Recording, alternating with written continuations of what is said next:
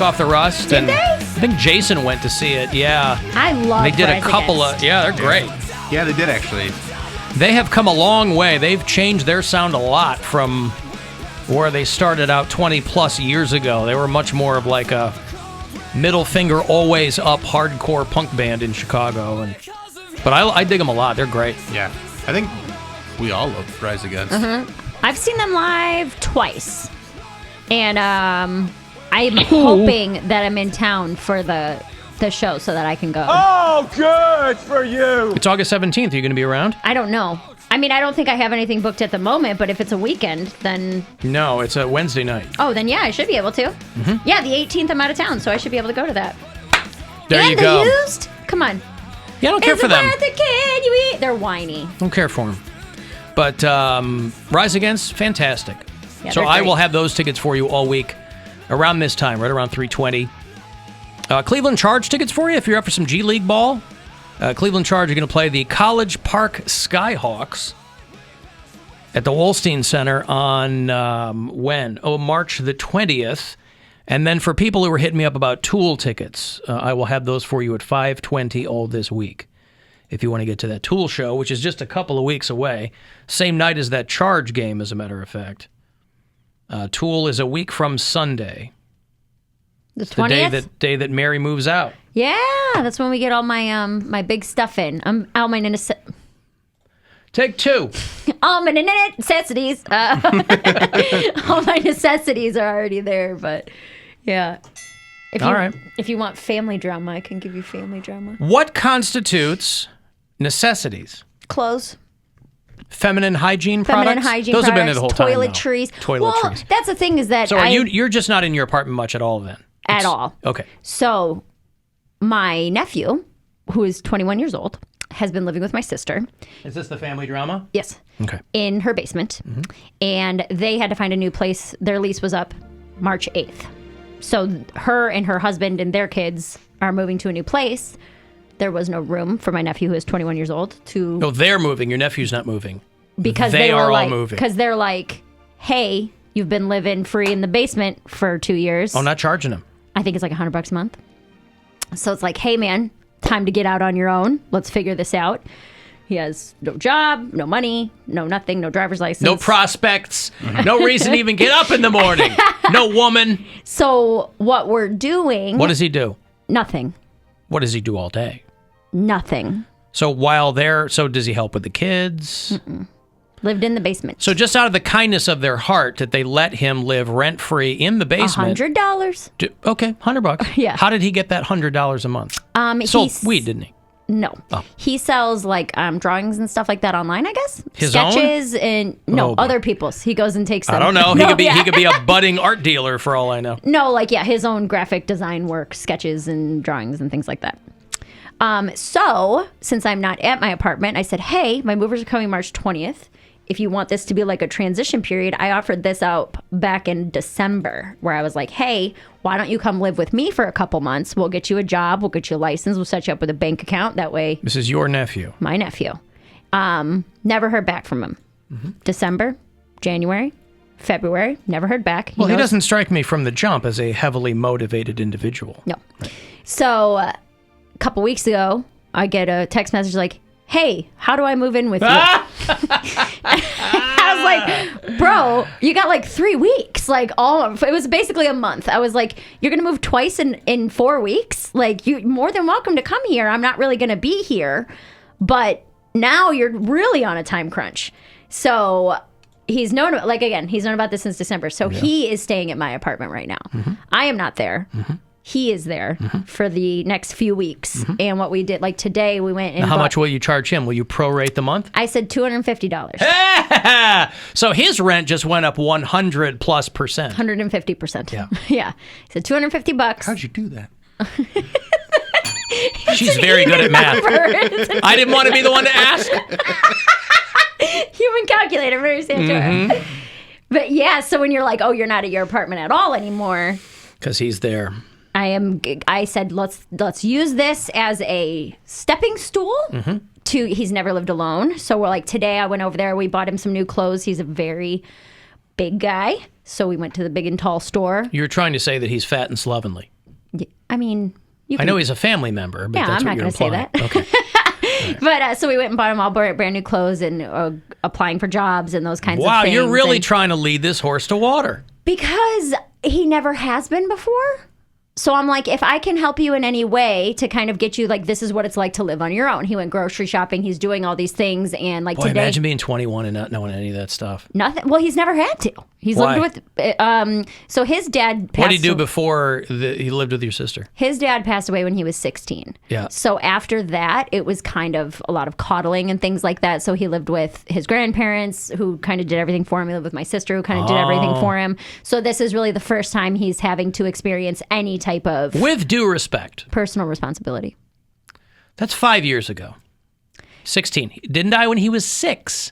But 16. An awful thing to lose a parent. No doubt. it might even be harder at that age, though. 16, you're already going through crazy changes and trying to adjust, and you're Okay. in high school, and then you lose a parent. I That's gotcha. really tough. So everybody tried to scoop him up and kind of hold him. And Yeah. Okay.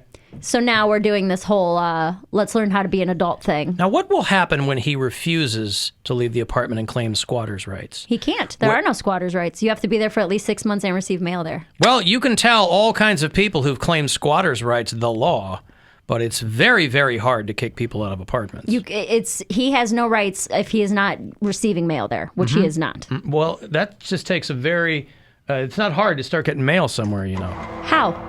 You fill out a change of address form. Here's my question. Yeah. What mail would he be getting? I don't know. He doesn't have anything. It's not about the mail. doesn't have a It's about bank the account. address. He doesn't have a bank account. He doesn't have a job. He doesn't have a license. He doesn't have anything. So what mail would he be How does getting? he sell this stuff online? like He's got to he- have some form of payment set up. Venmo. Venmo. Isn't that attached to a bank account? Nope. You don't have to. You can, but it doesn't Oh, you have can to be. use Venmo as your bank? Oh, okay. Venmo has and PayPal, they have like their own separate things. You don't have to attach it to a bank account. I see. Mm-hmm. Huh. Okay, anyway, I'm goofing around. No, but- it's okay. So he's there for 3 weeks. Until March 20th is when the movers come. So I was like, hey man, if we can find you an apartment, we can do, obviously I wouldn't charge you guys for that price of the movers or whatever. I'd pay whatever the extra was. But I was like, we can get all this in one go because I have a couch and a bed and an older TV. I was like, you can have all this furniture because I move in with my boyfriend who also has a house full of furniture. Yeah. So I was just going to throw it out or sell it anyway. So I'm like, if we can get you into an apartment by March 20th, you can have all this stuff. So you're taking this on. Yes. That's very nice of you. Yeah. But yeah, when you say about the apartment, you're not really there anymore. That's like this month is dedicated to showing him how to be an adult. Right. But I mean, he has a key to the apartment. He's catching on real fast, right? He's not resisting. He's really taking it upon himself to get going. I'm and be assuming like, you know you're what? being sarcastic. I'm 21 now. This is time for me to shine. Alan, my dad died when I was 12, and I was booted out of the house upon high school graduation. That's Dan's experience. It's not everybody's experience. I feel like that age is over. I mean, I could be No. wrong. Of people being like, you're 18, get the hell out. I don't think that age is over at all. Would you do that to your kids? Sure. Are you for real? If they weren't going to college? Yeah. Yes. You would say, get out of my house, figure it out on your own. Yes. I did. I left house. I was going to college, but I mean, I left Yeah. home at 17 and never moved back. I felt like that's ended with like your generation. I Like don't my think so. parents, people in their 60s and 70s, they were like the last generation to really kick people out. There are still heavy duty parents out there. There are still parents out there doing like the hard things, like kicking the bird out of the nest. Yeah. It's not an easy thing to do. Right. I've tried to do it to my daughter, and she's 6. She won't She even still listen. doesn't have a job. Right. She's not listening to me at Lazy. all. Come on. I don't need Maybe another they can- hand-drawn picture of our family, all right? Just get out there and do something. Sell this on the internet. That's right. I know a guy. This guy can fence for you online. We kind of did that to my oldest daughter, where by the time she was out of high school, we were just like she was living with her mom. Her mom was fed up with her, so then she moved in with me for a little while. And then by the time she was done with school, I was like, you got to go somewhere. But she was actually motivated too. Like Yeah. she wanted that independence. Yeah. And she did it, and she's been on her own since she was 18 years old. That So to me is the point. Like if Yeah. you have, okay, you're not going it to wasn't like a contentious thing. Like, Right. I need you to get. I'm like, Right. Let's make a plan here. And we did, and it's worked out. If you're not going to go to college, that means you don't want to go to college. Right. The other side of that coin is Get a job. Get a job. Right. Right. And hopefully by that time you're not getting your first job at 18. But still, it's like everybody's in a different situation. I get it, but you can bet your ass I would not have a 21-year-old kid living in my basement. So that's doing nothing. That's kind of what we're doing right now, is like how you described it, Bill, where I'm like kind of like, hey, because my sister lives an hour and a half away. So she's not able to be out here helping him with that kind of stuff all the time, and she's moving. So it's like, hey, here's the things we can accomplish today. Here's what we can do. You can apply for this job online. We'll do this, and then next week we'll set up a bank account and we'll do that. And but yeah, it's kind of like a halfway house between living on your own and living in a basement. It's a very nice thing you're doing. Man, I just don't know how it's all going to work out, because that's a lot of things to accomplish in a few weeks, and he's got no money. Right. But when you think about this, a lot of places, I don't know if you've been on Craigslist lately. Lately? It's a wild place. It's not 2005. No, I have not been on Craigslist lately. I hadn't either until I was like, because I'm like, man, all this housing is $1,100 for a one-bedroom. Oh, yeah. Everybody, when they're 18, wants to move out. Right. It's a matter of if you can pay for something, but that's what roommates are for. Then my friends are like, one friend was like, why don't you look on Craigslist? And I was like, oh, there are $400 apartments that exist. They are out there. Be careful, though, because there's a lot of scams, too.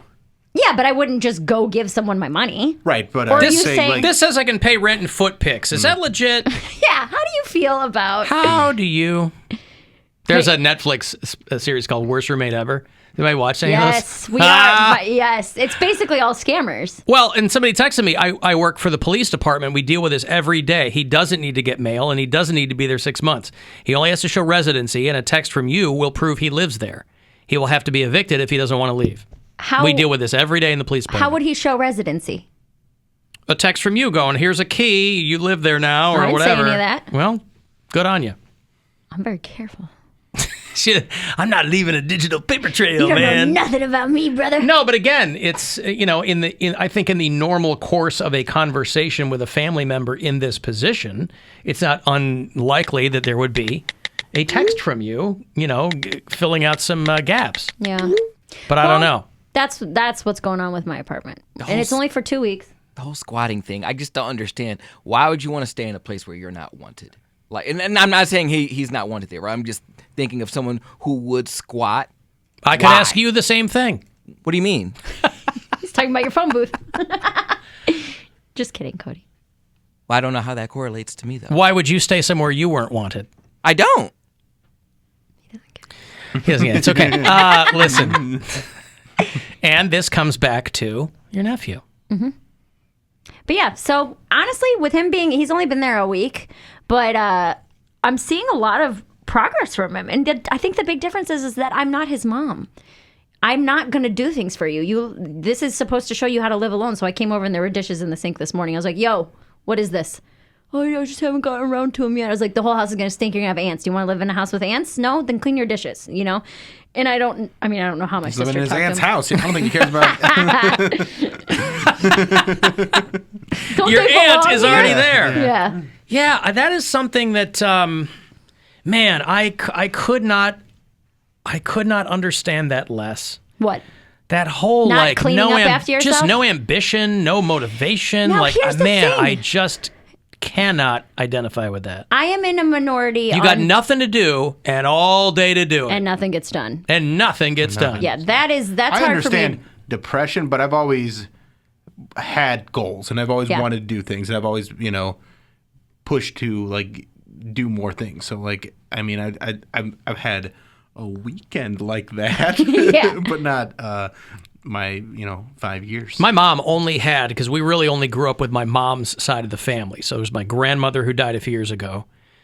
And my mom had one sibling. She had an older brother who had always been a layabout. I think he was probably touched in the head. As I was growing up, I didn't really realize it. But then when I became an adult, I was pretty clear what was going on. And he was very nice, but there was just always something kind of missing there. And he lived with my grandmother until he was 40. So when we would go see my grandmother, Uncle Bob was there. Right. And we were kids, so he's like a fun uncle or whatever, even though he was there's something going on there. But even like in high school and college, I was like, wow, he's still living with grandma. And then one day, he just up and left. And basically like stopped talking to my grandmother. I was like, probably threw him out. She did not. No?